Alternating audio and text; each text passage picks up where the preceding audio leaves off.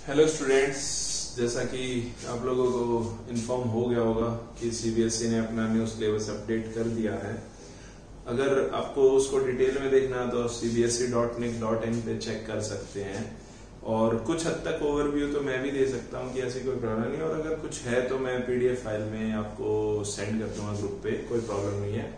अच्छी बात यह है कि सिलेबस थोड़ा सा कम हुआ है, लेकिन जिस लॉजिक के साथ उन्होंने कम किया उसका कोई ज्यादा बेनिफिट हमें मिलने वाला नहीं है, क्योंकि उन्होंने कोई एक टॉपिक, जैसे अभी फर्स्ट यूनिट से हमारा गॉस लॉ बहुत इंपॉर्टेंट था, E=Q/ε0, इसमें सिर्फ क्या माइनस किया, उसकी एप्लीकेशंस। जब मैं पूरा गॉस लॉ ही पढ़ चुका हूं तो उसकी एक एप्लीकेशन पढ़ने में तो मुझे प्रॉब्लम होनी ही नहीं चाहिए थी, लेकिन उसके बावजूद उन्होंने साइक्लोट्रॉन मोस्ट इंपोर्टेंट था, जो हम समझते थे कि 3 to 5 मार्क्स का क्वेश्चन आता था, तो वो भी चेंज कर दिया है।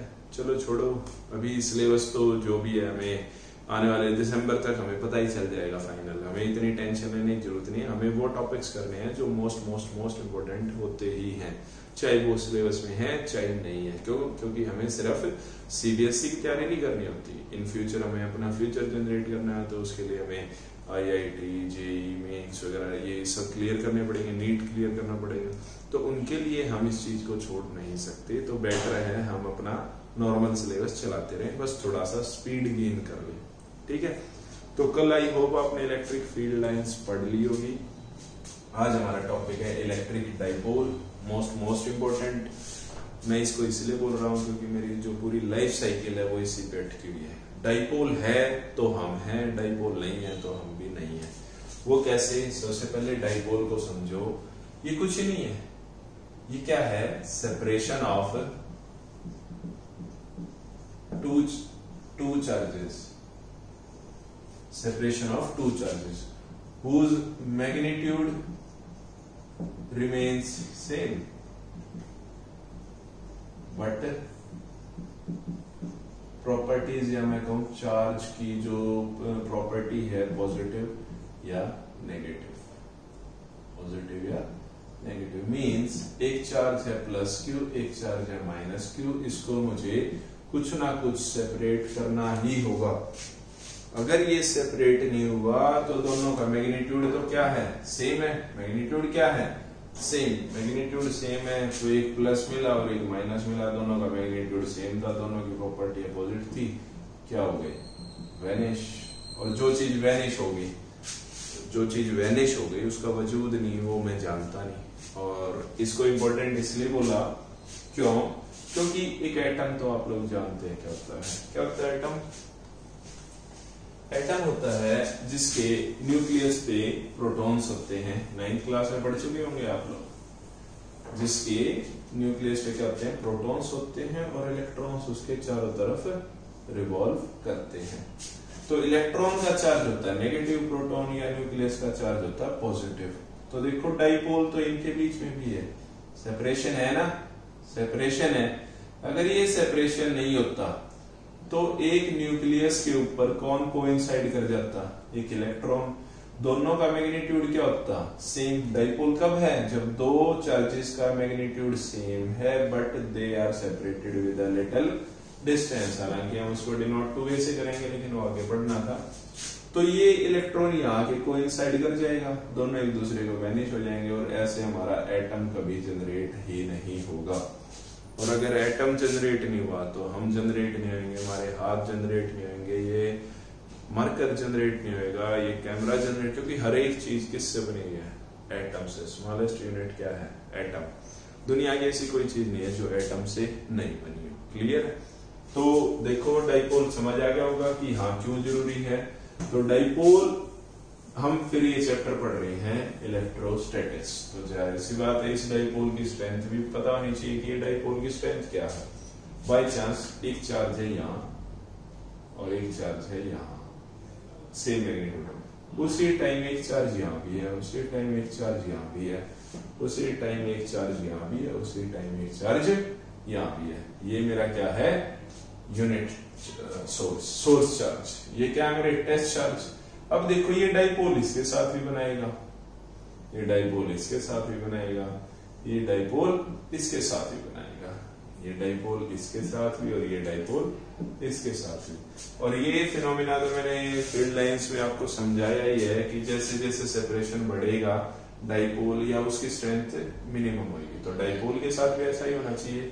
यानी इसकी स्ट्रेंथ कुछ और होगी, इस डाइपोल की स्ट्रेंथ कुछ और होगी, इस डाइपोल की कुछ और स्ट्रेंथ होगी, इसकी कुछ और स्ट्रेंथ होगी, इसकी कुछ और स्ट्रेंथ होगी। तो हमें इसकी स्ट्रेंथ पता होनी चाहिए कि डाइपोल की स्ट्रेंथ क्या है, तो उसको मेजर करना है।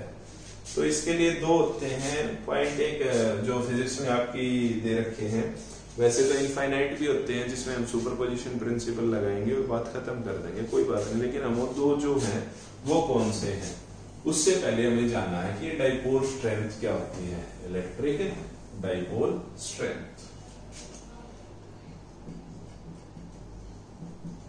इलेक्ट्रिक डाइपोल स्ट्रेंथ, जिसको मैं डिनोट करता हूं P से, ठीक है। ये क्या होती है, फोर्स या स्ट्रेंथ ऑफ ईदर चार्ज, या मैं कहूं पोल, ईदर चार्ज या पोल। देखो नाम से ही पता चल जाता है, डाई पोल, डाई मीन्स टू पोल्स, दो पोल्स। दो पोल किसके, एक प्लस का एक माइनस का, ठीक है। तो डाइपोल इनटू, ये चीज समझ आएगी डाइपोल नाम से ही। अब देखते हैं strength of either charge multiplied या product of with its, product या multiply it with its separation, its separation. By chance ये प्लस क्यू, ये माइनस क्यू, ये इसकी स्ट्रेंथ कितनी है प्लस क्यू, इसकी कितनी है माइनस क्यू, दोनों का मैग्नीट्यूड में पहले बता चुका हूं। सेम है, इनको सेपरेशन किया 2a से। कितना डिस्टेंस लिया मैंने इनके बीच में, 2a। तो डाइपोल मेरे पास क्या बन जाएगा, डाइपोल स्ट्रेंथ क्या हो जाएगी, 2a into Q, 2a into Q. This is the dipole strength, electric dipole strength. अब ये जो सेपरेशन है ये होना जरूरी क्यों है, ये मैं आपको बता चुका। अब जो ये है, ये एक वेक्टर क्वांटिटी है, मैंने एरो भी लगा दिया, it is a vector quantity, vector quantity. Vector quantity है तो जाहिर सी बात है इसका मैग्नीट्यूड एज यूजुअल मैं बता चुका हूं है, लेकिन इसकी डायरेक्शन क्या होती है, हमेशा negative dipole to positive dipole होती है। इसकी हमेशा क्या होती है, नेगेटिव टू पॉजिटिव होती है। क्लियर है। तो इलेक्ट्रिक डाइपोल और डाइपोल स्ट्रेंथ समझ आया। P से जनरेट कर और P से डिनोट करते हैं, 2a इंटू क्यू इसका फॉर्मूला है। अब इस पे क्या करते हैं, स्ट्रेंथ मेजर करते हैं ड्यू टू एन डाइपोल। तो एज्यूम करता हूं मैं एक डाइपोल है मेरे पास, ये वाला, प्लस क्यू माइनस क्यू। अब मुझे स्ट्रेंथ मेजर करनी है भाई, यहाँ कहीं भी चार्ज हो सकता है। तो हमारे पास इसकी स्ट्रेंथ मेजर करने के लिए बुक में दे रखे हैं दो ऑप्शन, एक्सियल और इक्विटोरियल, ठीक है। तो अभी हमें एक्सियल पॉइंट कौन सा होता है, जो इसके लीनियर हो, ठीक है। तो इस डायग्राम को मैं थोड़ा सा इधर बना देता हूं ताकि आपको समझ आ जाए। तो अभी हम करेंगे डाइपोल स्ट्रेंथ या electric dipole strength on an axial point P, ठीक है। तो एक ले लिया मैंने चार्ज यहाँ Q और एक चार्ज ले लिया मैंने यहाँ Q, ठीक है। इसको नाम दे दिया A पॉइंट, इसको नाम दे दिया B पॉइंट। चार्ज है एक यहाँ, जिसको मैंने नाम दे दिया P पॉइंट। मुझे इस P पे पॉइंट पे क्या करना है, इसकी स्ट्रेंथ चेक करनी है, किसकी, इस डाइपोल की। यानी डाइपोल क्या है, ये पूरा। तो इससे जो मेरा इसका सेंटर है, ये इसका जो डिस्टेंस है वो कितना लिया, r। अब ये डिस्टेंस r क्यों लिया, क्योंकि कूलम्स लॉ ने मुझे इजीली स्टेट किया था कि whenever two charges are present. अब ये पूरे दो चार्जेस में एक चार्ज ये हो गया और ये डाइपोल मैंने एक सिस्टम में जूम कर लिया था, एक चार्ज ये हो गया। तो according to Coulomb's law there something a force of attraction और repulsion, that's why we use r। तो उसने क्या कहा था, product of its their magnitude and inversely proportional to the square of the distance between them। तो जैसे मैंने उसके डिस्टेंस को कितना लिया, और इस डाइपोल को हम डाइपोल मूवमेंट में बता चुके हैं कि इसका जो बीच का डिस्टेंस लेते हैं वो 2a लेते हैं। अब क्वेश्चन ये आता है सर a क्यों नहीं ले लेते, 3a क्यों नहीं ले लेते, 4a क्यों नहीं ले लेते। वो हमारे मैथमेटिकल टर्म्स को सॉल्व करने के लिए एक सिंपल सी टर्म ली गई है 2a, ताकि मैं सेपरेशन कर सकूं। तो इसके हाफ पार्ट का डिस्टेंस रह गया a, इसके हाफ पार्ट का डिस्टेंस रह गया a, ठीक है। तो यहां से यहां तक का डिस्टेंस हो गया a और यहां से यहां तक का डिस्टेंस हो गया a, ठीक है। पॉइंट समझ आ गए। इस सेंटर पॉइंट को मैं नाम दे देता हूं O। सेंटर पॉइंट को मैंने क्या नाम दे दिया, वो O। अब यहां पर इलेक्ट्रिक फील्ड जो इंटेंसिटी है इस पॉइंट पे, वो ऐसे भी हो सकती है और ऐसे भी हो सकती है, लेकिन ज्यादा किस डायरेक्शन से होगी, इस पॉइंट से। क्यों? क्योंकि हमने इलेक्ट्रिक फील्ड लाइंस में एक चीज देखी थी कि जो टेस्ट चार्ज और सोर्स चार्ज के बीच में जितना कम डिस्टेंस उतना ज्यादा इंपैक्ट, जितना कम डिस्टेंस उतना ज्यादा इंपैक्ट, जितना ज्यादा डिस्टेंस उतना कम इंपैक्ट। तो इस P पॉइंट पे ज्यादा इंपैक्ट किस पॉइंट का पड़ेगा, B का। कम इंपैक्ट किसका पड़ेगा, इस A पॉइंट का। तो मुझे इसका पहले इलेक्ट्रिक फील्ड इंटेंसिटी निकाल लूं, तो मैं EA कह देता हूं, due to point A, electric dipole strength due to point A, इस A पॉइंट की वजह से। तो इलेक्ट्रिक फील्ड इंटेंसिटी का फॉर्मूला क्या था, 1/4πε0 into Q upon R square. R क्या था, डिस्टेंस बिटवीन द चार्जेस। अब यहां पर R फाइंड करना है मुझे, तो R क्या है, देखो R ये डिस्टेंस कितना हो गया, अब यहां से इस पॉइंट से कितना डिस्टेंस हो गया भाई। अब ये वाला मुझे फाइंड करना है, तो मैं क्या करूं, इस डिस्टेंस को और इसको ऐड कर दूं। मींस ये जो मेरा डिस्टेंस है वो कितना, A और P।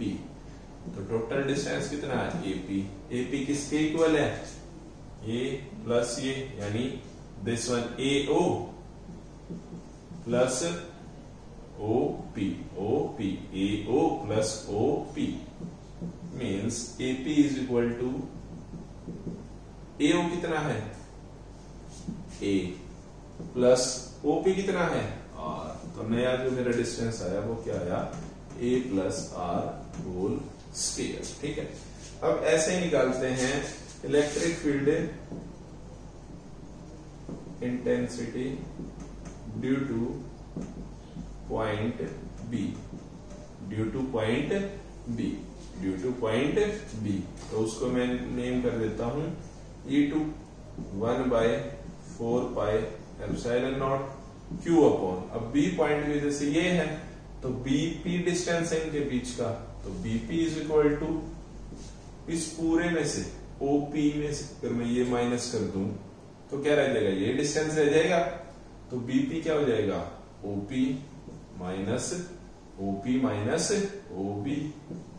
मीन्स मेरे पास जो BP आया वो कितना आया, R माइनस, क्योंकि पूरा डिस्टेंस कितना R, तो R minus A whole square. इसको भी हम इसी के अकॉर्डिंग A प्लस R की बजाय R प्लस A लिख ले, ठीक है, R minus A whole square. Clear है भाई, ये मेरे पास E1 E2 आ गई। अब जब भी मेरे पास दो वेक्टर्स, इलेक्ट्रिक फील्ड जो हम डाइपोल की बात कर रहे हैं वो क्या है, एक वेक्टर क्वांटिटी है और दो वेक्टर्स हैं जो कोलिनियर हैं। एक की डायरेक्शन इस वजह से ऐसे, एक की डायरेक्शन इस वजह से ऐसे। कहेंगे सर डायरेक्शन की चीज क्लियर नहीं हो रही कि एक की डायरेक्शन आपने ऐसे क्यों ली, एक की ऐसे क्यों ली। तो देखो मैंने कहा था दो चार्जेस लेने पड़ेंगे अनलाइक चार्जेस। तो बाई चांस ये नेगेटिव है और ये भी नेगेटिव है, तो ये इसको रिपल्सिव कर रहा है, ज्यादा रिपल्शन होगा। और ये अगर नेगेटिव है, ये पॉजिटिव है, तो ये इसको अट्रैक्ट करेगा। ये अगर पॉजिटिव है, ये भी पॉजिटिव है, तो ये होगा। ये पॉजिटिव है और ये नेगेटिव है, तो इसकी डायरेक्शन ये हो जाएगी ड्यू टू बी पॉइंट। और अगर ये नेगेटिव तो ये रिपल्शन करेगा। तो समझ आई, दोनों चार्जेस की वजह से, एक की वजह से क्यों, क्योंकि इस चार्ज पे कुछ ना कुछ तो हो सकता है, या तो प्लस या माइनस। ये भी या तो प्लस, ये माइनस, ये प्लस, ये माइनस। अगर ये प्लस हुआ और ये भी प्लस हुआ तो रिपल्शन, ये प्लस और ये माइनस हुआ तो अट्रैक्शन, ये माइनस ये प्लस हुआ तो अट्रैक्शन। यहां भी सेम फंडा रहेगा। तो अब हमें निकालनी है इलेक्ट्रिक फील्ड इंटेंसिटी, लेकिन ये क्या है, मेरा रिजल्टेंट निकालना पड़ता है मुझे। क्यों? क्योंकि जब भी दो वेक्टर्स आते हैं वो लीनियर है, कोलिनियर है, कैसे भी हैं, मुझे उनका क्या निकालना होता है हमेशा, रिजल्टेंट। तो रिजल्टेंट निकालने के लिए मेरे पास इस पे ज्यादा इंपैक्ट किसका पड़ रहा है, बीपी का। तो जाहिर सी बात है E जो 2 है वो ग्रेटर है E1 से। क्यों? क्योंकि इनके बीच का डिस्टेंस क्या है, कम, तो इसका इम्पैक्ट ज्यादा होगा।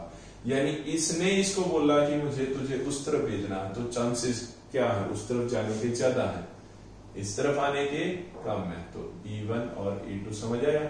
तो E2 बाई चांस नेगेटिव है, तो इसको भी मैंने क्या ले लिया, नेगेटिव, इसको क्या ले लिया, पॉजिटिव। ठीक है, अब देखो A पॉजिटिव है, P नेगेटिव है, तो इसको अट्रैक्ट कर रहा है, इसलिए E1 की डायरेक्शन ये है, E2 की डायरेक्शन क्या हो जाएगी, ये हो जाएगी। लेकिन स्ट्रेंथ किसकी ज्यादा है, हम क्या निकाल रहे हैं, इलेक्ट्रिक फील्ड की स्ट्रेंथ निकाल रहे हैं, किस पे, at point P due to an electric dipole. तो इलेक्ट्रिक फील्ड की इंटेंसिटी की जो स्ट्रेंथ है वो E2 की ज्यादा है एज कम्पेयर टू E1। तो जाहिर सी बात है मुझे जो रिजल्टेंट है वो निकालना पड़ेगा। रिजल्टेंट निकालने के लिए क्या करना होगा, टोटल रिजल्टेंट कैसे निकालूंगा, E2 minus E1, E2 minus E1। तो वैल्यूज प्लेस कर दो E2 माइनस E1 की, तो E is equal to E2 का है, E2 की वैल्यू क्या है, 1/4 pi epsilon naught Q upon R minus A whole square. This is E2, this is E2 minus E1, 1/4 pi epsilon naught Q upon R plus A whole square. This is E1, this is E1। ये क्या है, E1, E2 minus E1। तो मुझे अलग दिख रहा है कि मेरे पास जो 1/4 पाई एप्सिलॉन नॉट और चार्ज, 1/4 पाई एप्सिलॉन नॉट और चार्ज क्या है, कॉमन है। तो मैंने क्या ले लिया इनको, कॉमन। अंदर क्या रह गया, 1/r minus A whole square minus 1 upon R plus A whole square, ऐसा ही रह गया। तो E is equal to Q upon 4 pi epsilon naught, अंदर मैंने क्या लिया, एलसीएम। एलसीएम लेता हूं तो एलसीएम देखो क्या है, एक प्रॉपर्टी बनी हुई है A minus B, A plus B. तो एलसीएम जैसे याद उनका प्रोडक्ट होता है, वही 1/2 और 1/3 का एलसीएम क्या होगा, इसका एलसीएम कितना हो जाएगा, 3 और इंटू 2, 3 2 6, यानी 6। एलसीएम क्या आएगा, 6। यानी जब दो अलग अलग प्रॉपर्टीज होती हैं, दो अलग अलग आइडेंटिटीज हैं, तो उनको मुझे मल्टीप्लाई कर देना चाहिए डायरेक्ट। तो A प्लस बी और A माइनस बी का क्या फॉर्मूला बन जाता है, A square minus B square और होल स्क्वायर, तो मेरे पास है ही। अब इसको ऐड और सब्सट्रैक्ट करते हैं, तो R प्लस A को जब मैं इससे डिवाइड करता हूँ, एलसीएम आई होप आप लेना जानते होंगे, तो यहाँ एक प्रॉपर्टी आएगी किसकी, R प्लस A स्क्वायर को जब इससे डिवाइड करूंगा तो यहाँ क्या बचेगा, क्या बचेगा, A square minus A square plus B square, यानी R प्लस A का whole square minus R minus A का whole square. This is the, इसको यहाँ रखो, ठीक है। तो E is equal to Q upon 4 pi epsilon naught into, square खोलो, A square plus B square plus 2AB, A square plus B square plus 2AB, 2AB। यहां क्या हो जाएगा, माइनस, इसका क्या हो जाएगा, A माइनस बी का होल स्क्वायर क्या होता है, A square plus B square minus 2AB, लेकिन माइनस का साइन बाहर है, तो A square plus B square, लेकिन माइनस माइनस क्या हो गया है, मतलब प्लस माइनस माइनस, तो A स्क्वायर माइनस 2AB, तो यहां पर क्या हो जाएगा, प्लस 2AR, और एलसीएम क्या है मेरा नीचे, R square minus A square का होल स्क्वायर। देखो ये वैल्यूज मेरी क्या होगी, कैंसल आउट होगी, 2AR प्लस 2AR क्या हो गया, Q upon 4 pi epsilon naught into 2AR plus 2AR क्या हो गया, 4AR divided by R square minus A square. देखो कोई अजीब या कुछ अलग नहीं करवाया मैंने एक सिंपल सी टर्म बताई, एलसीएम लिया। एलसीएम लेने का सिंपल भी मेथड यही होता था कि भाई इसको यहाँ रख दो, इसको यहाँ रख दो। मैंने वैसे ही किया, मैंने स्क्वायर वैल्यूज को प्लेस किया। अगर आप लोगों को ये प्रॉब्लम लग रहा है तो एक ब्रैकेट में ऐसे ले देता और ये साइन क्या हो जाते, चेंज।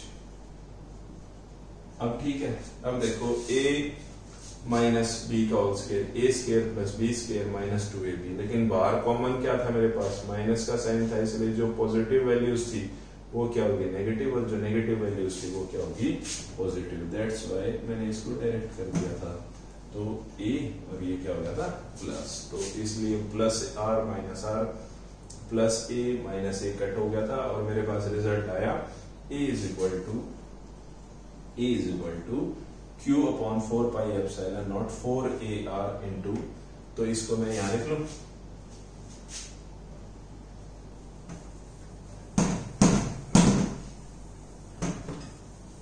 अब देखो इस 4AR को क्रैक करते हैं, 4AR को क्रैक करते हैं, मेरा जो रिजल्टेंट आया वो आया Q upon 4 pi epsilon naught into, ये लो ब्रैकेट में लिख लेते हैं, R square minus A square का स्क्वायर, ए स्क्वायर का स्क्वायर, ठीक है। Q इंटू 4AR को क्या लिख दू 2A इंटू 2R, देखो 2 2 जा 4, A इंटू आर, 4AR को मैंने क्या लिख दिया, और ये चीज तो आपको देख के क्या पता चल गया, इलेक्ट्रिक फील्ड इंटेंसिटी क्या होती है P, डाइपोल मोमेंट हमने पढ़ा ना, P is equal to 2AQ, तो P into 2R divided by 4 pi epsilon naught into R square minus A square का होल स्क्वायर। ये था मेरा इलेक्ट्रिक फील्ड इंटेंसिटी और due to an electric dipole at point P on when the point is placed on the axial point of this, ठीक है। अब इसमें case आ जाता है, case first when A is 2 much smaller than R, भाई ये जो डिस्टेंस है ना Q का, जैसे मैंने एग्जांपल दिया था भाई ये चार्ज यहाँ भी हो सकता है, यहाँ भी, क्या पता इतना ज्यादा डिस्टेंस हो कि ये जो डाइपोल है उसके लिए सिर्फ एक पॉइंट हो, ये जो डाइपोल है इतनी दूर है, जैसे यहाँ से हम आसमान को देखते हैं तो आसमान कैसा दिखता है, यहाँ जमीन में मिला हुआ, मेरे लिए वो बहुत पॉइंट है।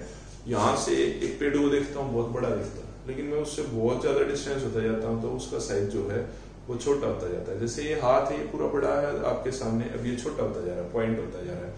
एक टाइम ऐसा आता है मेरे लिए वो सिर्फ एक पॉइंट होता है, वहां कुछ ग्रीनरी है, मुझे ये भी मतलब श्योर नहीं कर सकता कि हाँ वहां पर कुछ है, बस मेरे लिए वहां एक पॉइंट है। तो उस पॉइंट को एज्यूम कर लिया, तो मैंने ए को बहुत स्मॉलर माना, तो ए को मैंने क्या कर दिया नेग्लेक्ट कर दिया, तो मेरे पास जो रिजल्टेंट आया वो क्या आया बेटा P into 2R upon 4 pi epsilon naught into A तो नेग्लेक्ट हो गया, तो आर स्क्वायर का स्क्वायर कितना हो गया r की पावर 4, r की पावर 4 से ये कट गया, तो आंसर आया E is equal to 2P upon 4 pi epsilon naught, ये आपकी टर्म में लिखे तो 1/4 pi epsilon naught into R cube, this is the relation. और इसी से मुझे दिख रहा है कि electric field intensity inversely proportional होती है cube of the separation of the distance between these dipole center and this point. I hope सभी को समझ आ गया होगा, अगर समझ नहीं आया तो एक बार फिर से थोड़ा सा रिवाइंड करेंगे वीडियो को, फिर से देखेंगे, डाउट्स है मुझसे लेंगे और कल हम करेंगे इस पे इक्वेटोरियल पॉइंट पे। क्लियर है बेटा? Thank you for the day.